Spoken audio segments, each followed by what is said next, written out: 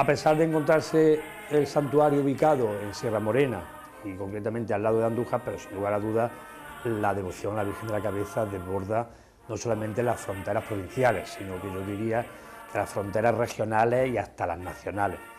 La romería, por supuesto, que ha cambiado mucho, no en el contenido ni en la devoción, pero sí en la forma y sobre todo en la cantidad. Existen unas bellísimas fotografías de finales del siglo XIX, principios del XX, donde se refleja esa tipología de indumentaria jienense del XIX, con esas mujeres con faldas hasta abajo del pie, esos hombres completamente arreglados que acompañaban a la imagen en su salida el último domingo de abril. Y sin lugar a dudas, una estampa inenarrable que ahora se está recuperando, por suerte, esa subida de las señoras en las jamugas, características de esta romería de Andújar, ataviadas con sus mejores galas y que subían desde Andújar, como digo, bien en un burro o bien en unos caballos ajaezados, con estas jamugas que no son sino sillones de madera, bien confortables, con buenos mantones de manila y con buenas colchas de seda bordada, pues para darle este colorido y esta brillantez a esta connotación folclórica de la romería de la Virgen de la Cabeza.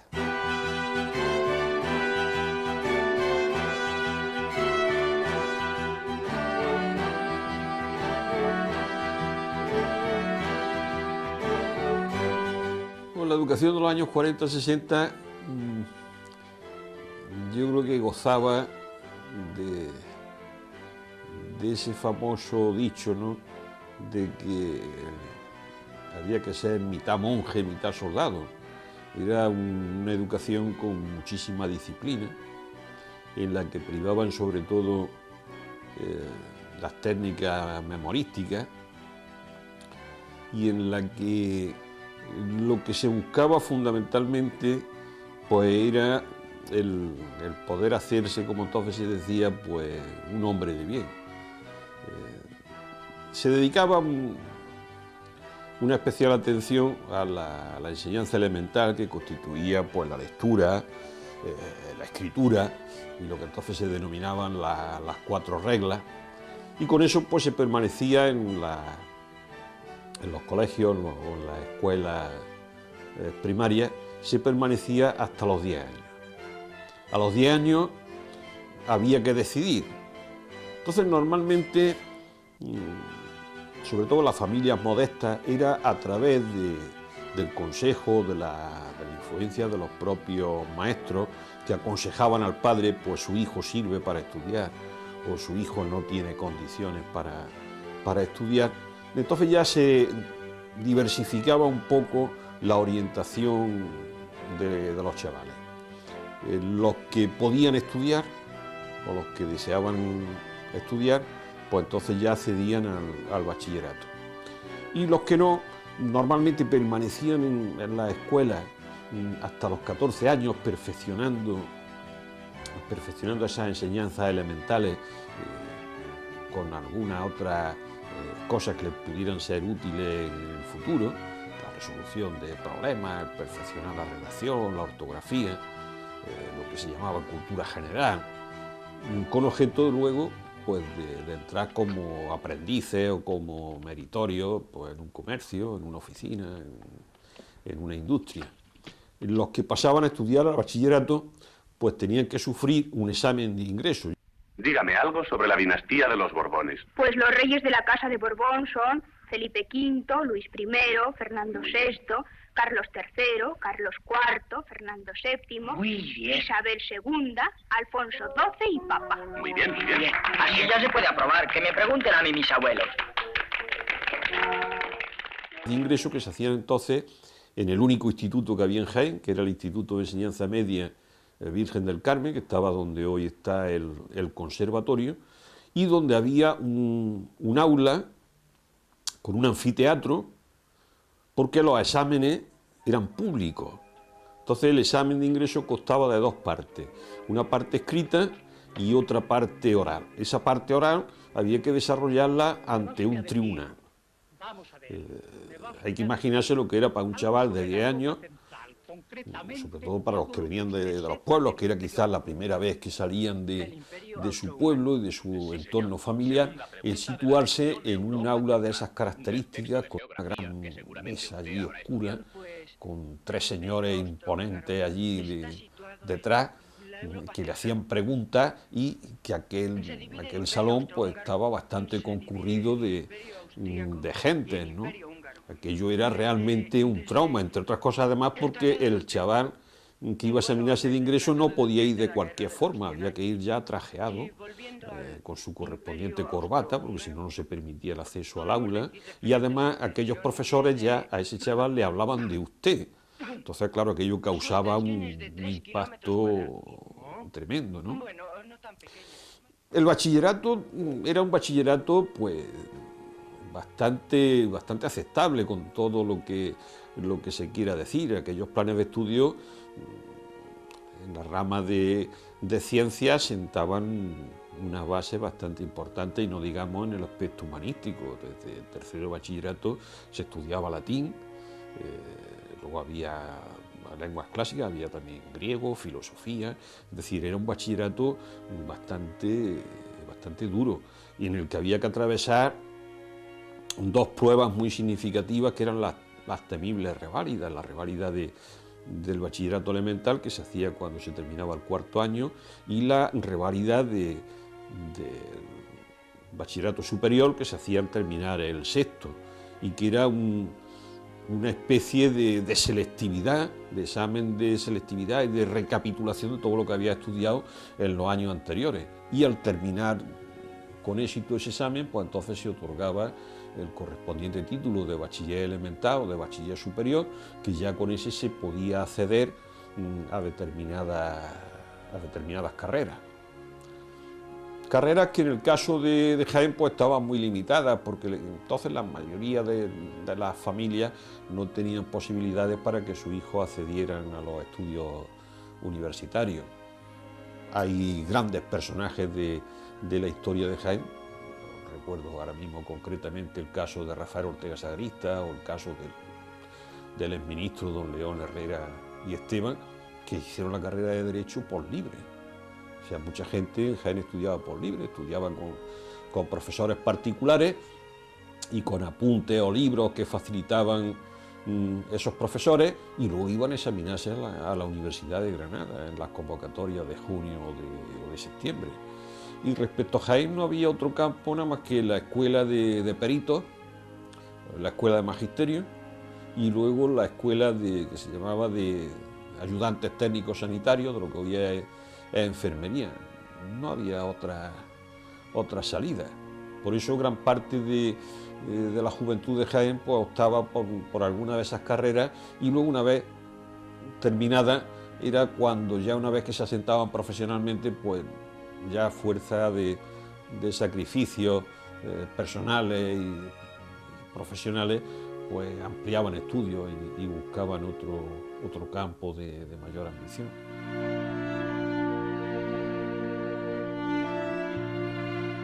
La Catedral de Jaén tiene un doble uso de catedral y relicario a la vez del Santo Rostro.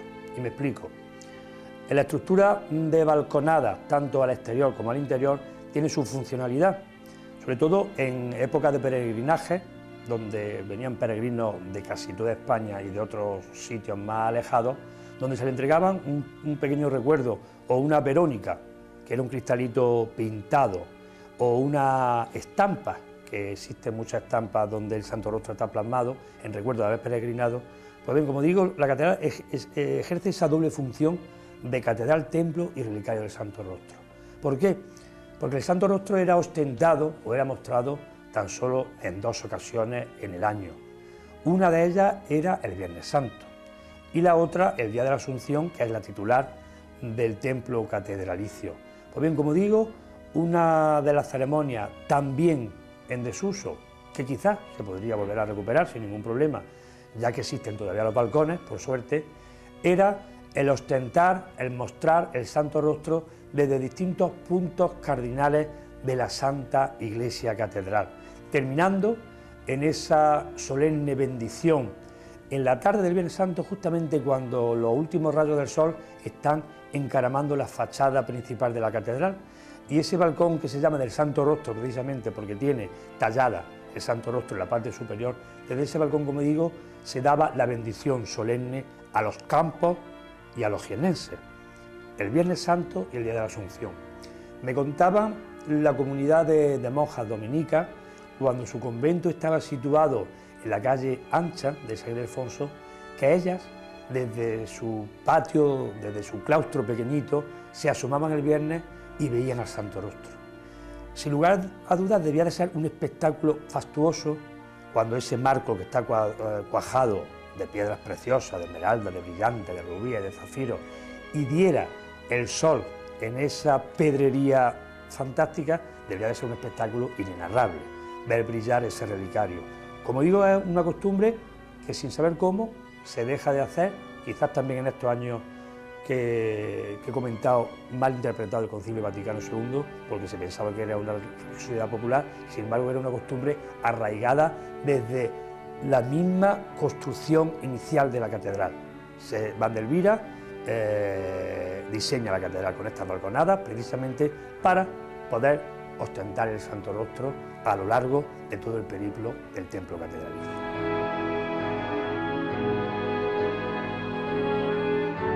En la catedral, por su condición de templo, de iglesia matriz de la diócesis, la catedral históricamente pues siempre tuvo una función esencial. Esa función consistía en que a diario el cabildo catedral, que estaba compuesto de canónigos y de beneficiados, pues rezase, o mejor que rezar, cantase lo que se denominaban las horas canónicas, que eran los oficios del día. Entonces, todos los días, por la mañana, alrededor de las 10 de la mañana, sonaba el esquilón de la catedral, convocando a los canónigos al coro.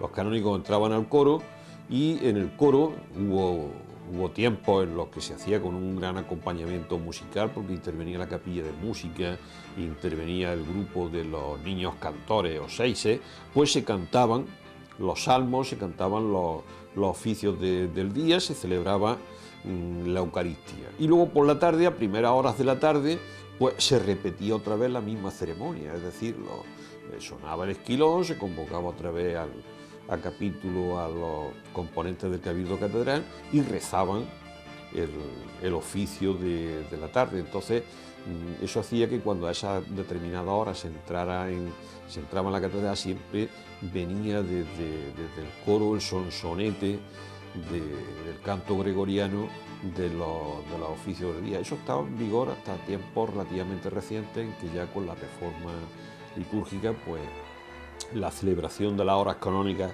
de esa forma pues ha desaparecido. Y eso lo que hacía era que llevaba a mucha gente, las llevaba a diario a la catedral para de alguna manera participar de esa ceremonia. No la comprendían o no la entendían, pero sí la vivían. Y entonces eso hizo también que durante muchísimos años la catedral no solamente haya tenido la significación del templo mayor de la diócesis y del auténtico centro religioso de la vida espiritual de Jaén, sino que era también un centro de encuentro de la gente de Jaén, sobre todo de las personas mayores, de los desocupados, incluso diríamos de los pícaros, que aprovechaban las lonjas de la catedral como un punto de encuentro en el verano para tomar el fresco a las zonas que hay umbría, y en el verano y en el invierno pues para disfrutar del solecico mañanero en esos bancos que hay arrimados a los muros.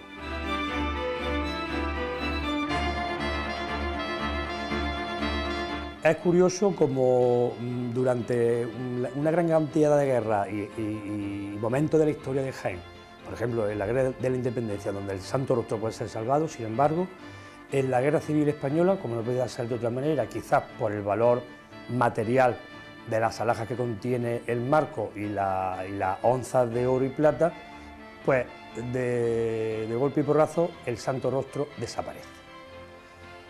Terminada la Guerra Civil, al igual que la custodia, también que fue lanzada a la calle Campana, arrojada a la batea de un camión, y en ese momento se destrozó todo lo que es la custodia. Pues como digo, el Santo Rostro desaparece, y tanto el Cabildo Catedral y los fieles y devotos de Jaén pues pensaron que nunca más se volvería a recuperar esa pieza. Al pasar la Guerra Civil existe una necesidad de ir buscando lugares donde las tropas republicanas o el gobierno de la República había escondido muy astutamente piezas importantes de arte, pero sobre todo plata y oro, pues para ser trasladada a Valencia, y desde Valencia ser trasladada fundamentalmente a Rusia. Es la sorpresa de que en un garaje en la cercanía de París se abre una cochera con varios baúles y aparece el Santo Rostro íntegro, tanto lo que es la reliquia como con el marco. No así el lazo de brillantes, que nunca más volvió a recuperarse y que fue sustituido por el lazo de brillantes de la duquesa de Montemar, y que fue sustituido por otro lazo que dona la duquesa del Rincón de San Ildefonso. Esta pieza, solemnemente, primero antes de llegar a Jaén, pasa unos días en el Palacio del Pardo, sede del jefe del gobierno en ese momento, del general Franco, y una comisión de jienenses van a recoger esta reliquia al Pardo, como digo, es despedida en Madrid y es trasladada a Jaén en un acto multitudinario celebrado en la plaza de Santa María, donde el Santo Rostro, en la famosa anda de San Eufrasio, es procesionado, como digo, por las calles de Jaén para beneplácito y regocijo de todos los jienenses, y gracias a Dios esa reliquia, que fue el objeto y, digamos, el germen de la construcción de la Santa Iglesia Catedral, vuelve a tener la catedral todo su amplio sentido al albergar de nuevo la reliquia del Santo Rostro.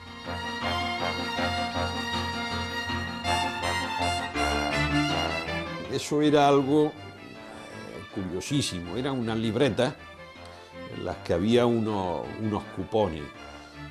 En aquellos años, eso todavía las personas ya ancianas siguen llamando los años del hambre, había una gran crisis de subsistencia, de abastecimientos básicos, y entonces hubo que recurrir al hecho de que en todas las capitales pues existía un organismo oficial que se llamaba la Comisaría de Abastecimiento y Transporte. La gente le llamaba eso abasto. Ese está colocado en abasto.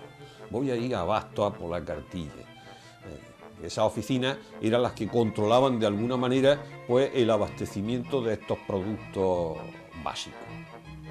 Entonces, a cada familia, de acuerdo con los miembros que tenía la familia, en esa oficina de abastecimiento y transporte se le proporcionaba una libreta, una cartilla de razonamiento donde iban unos cupones, y en cada uno de esos cupones figuraba la ración o la cantidad máxima de producto que se podía adquirir semanalmente o mensualmente.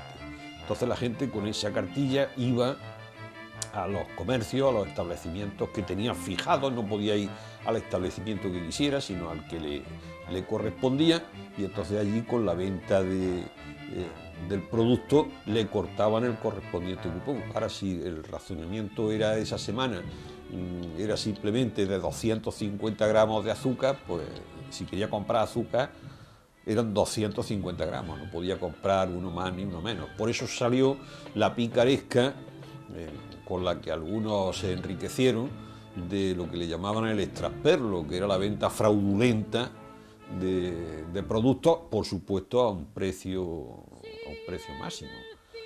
Yo recuerdo en la antigua estación de ferrocarril, yo recuerdo aquellos trenes que había entonces de vapor, que venían de Puente Genil, venían de Linares. Yo recuerdo bajar la pareja de escolta de la Guardia Civil, todos los trenes llevaban una pareja de escolta, bajar la pareja de escolta esposados a extrasperlistas, como entonces se llamaban, a los que le habían decomisado los productos que de Matute traían para venderlos en Jaén.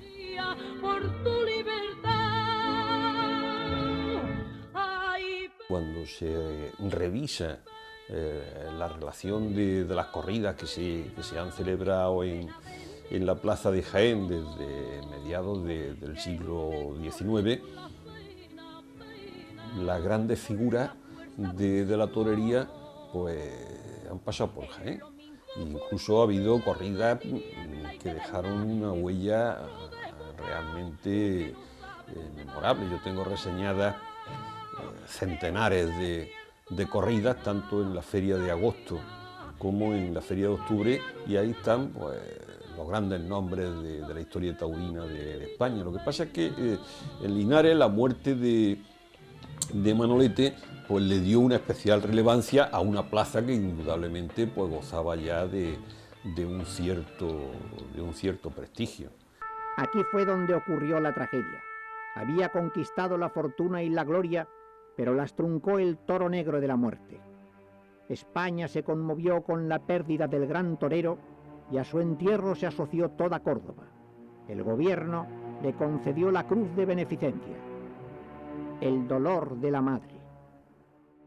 Pero si algún día se hace la historia taurina de Jaén, pues seguramente nos llevaremos muchas sorpresas, porque aquí hay episodios muy interesantísimos. La figura, por ejemplo, del famoso Juanito Lesaca, que murió tras una corrida en la feria de Guadalajara, que es una de las figuras más interesantes de los años finales del 19. Juanito Lesaca, aunque era sevillano, se formó taurinamente, se formó en Jaén. El episodio famoso de la muerte del novillero Antonio Postigo, el señorito, que dejó una marca en la historia taurina de Jaén, pues también es muy significativo. Yo ya digo que realmente lo que pasa es que la historia de Jaén, taurina de Jaén, pues está un tanto dispersa y por eso mismo pues, un tanto olvidada, pero que no tiene que desmerecer de otras plazas. Saltó la tapia el gitano con muchísimo talento y cuando se fue a la cuenta con un saco estaba dentro.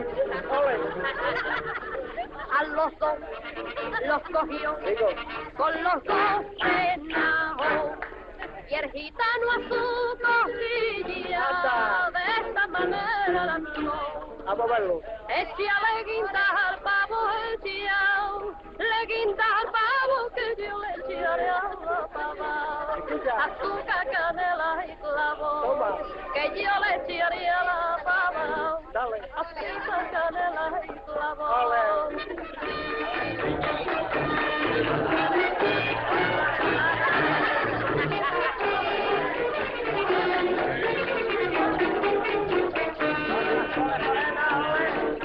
Estaba allá el pavo asado, la pava en el asado, y llamaron a la puerta, pero sé lo que pasó. Fijarse.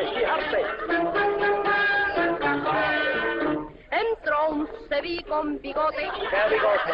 ¡Uy, qué miedo, chabón! Se echó el fusil a la cara y de esa manera habló. A ver dónde está ese pavo. A ver dónde está esa pava. Porque tiene mucha guasa que yo no pruebe ni un ala. Con los dos se sentó, con los dos trajeron, y el gitano a la gitana de esta manera la habló. Échale guinda al pavo, el chiao, le guinda al pavo que yo le echaré a la pava. Azúcar, canela y clavo, que yo le echaré a la pava. Azúcar, canela y